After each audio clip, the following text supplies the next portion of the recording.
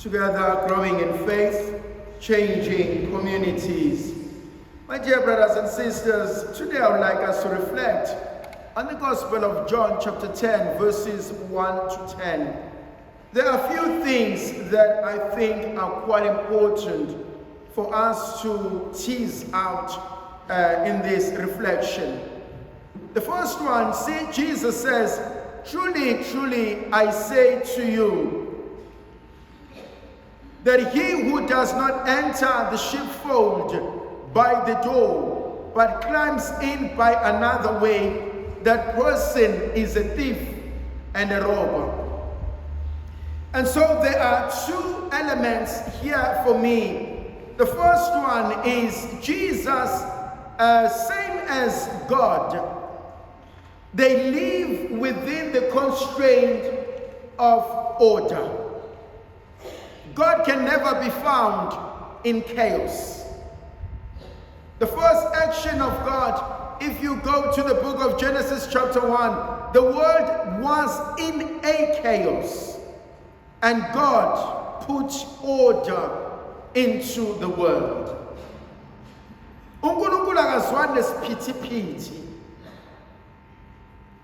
If there is noise, if there is disorder, if there is anything less than order, the first thing that God does is to put order.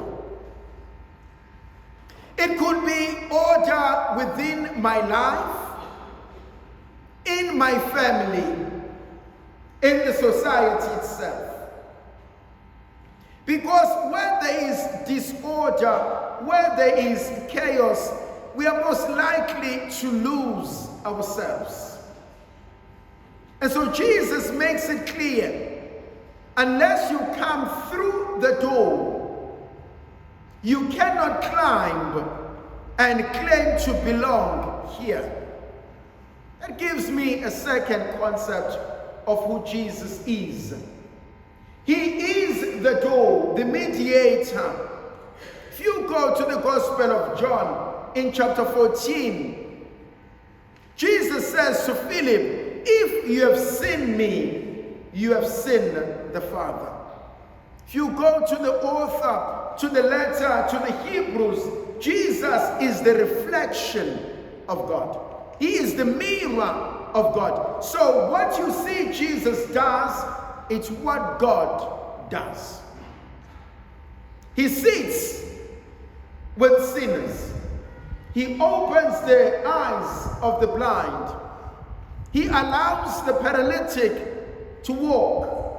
He frees a withered hand. He forgives a sinner. That is who God is in our lives. He is the one who brings a solution to a problem.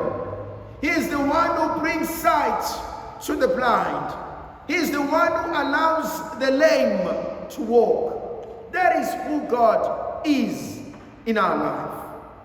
The second element that I also find interesting, the sheep hear the voice of a shepherd. Not only do they hear the voice, they smell the shepherd. Because the shepherd knows them when they are sick. The shepherd looks after them and finds them when they are lost. The shepherd is always with them even when they give birth.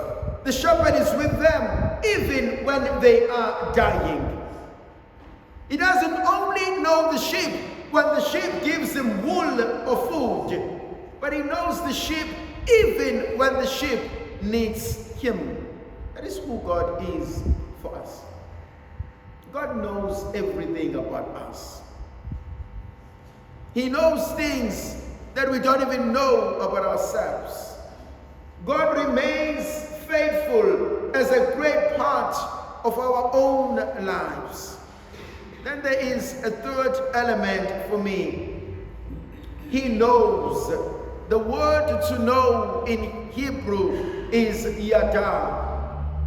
It is to know in the most intimate way. In English, intimacy. And if you were to play with the word intimacy, into me see. That is what intimacy. I am willing to be intimate with you. I am willing to give you the best of me. I am willing to share who I am. And that's what God does with us. He knows every aspect of our being. The good and the not so good. He knows things we don't know about ourselves.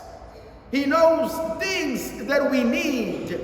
Go to the Gospel of John chapter 2. When Mary goes into the wedding feast and she picks up, they have no wine. Immediately she runs to Jesus.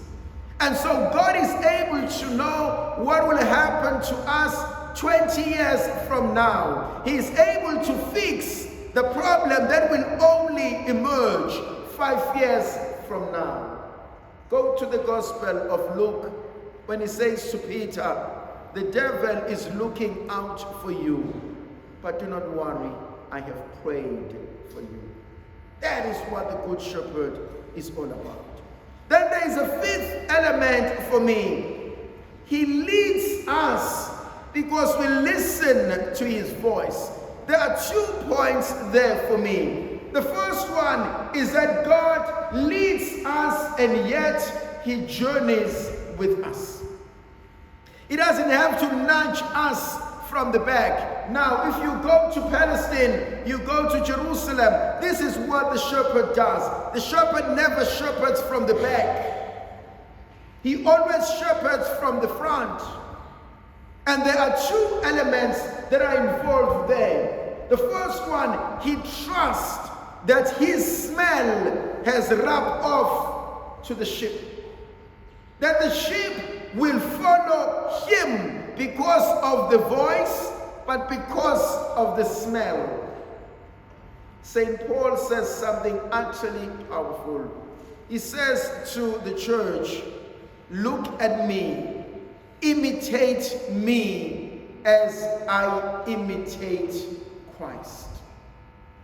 Can I say the same to you? Can you say the same to your children? Can we say the same to those who follow us? Have I lived my Christian life to the full? Have I followed Jesus Christ faithfully? That the people can look at me and say, I want to meet your God. Can they look at me and say, there's something exceptional about you. I need to be in love with God the same way you are with God. What legacy am I leaving behind? Often I talk about a race between a snail, S-N-A-I-L, and a frog. Both of these animals were having a race, and guess who won the race? The frog. And everybody went back to see if the frog cheated or not. And they were trying to look where the frog had ran. They couldn't find any trail, but they looked where the snail had walked. They saw the trail right up till the end. Sometimes it's not important how quickly you finish. Sometimes the end is not always the answer. Am I leaving any trail as I walk around? Am I a good smell to those around me? Then there is another element, I will call it the 6th element that the Master brings to us. Jesus says, I am the door. Come in and out of me and find greener pastures. There are too many voices outside. There are too many voices in our heads.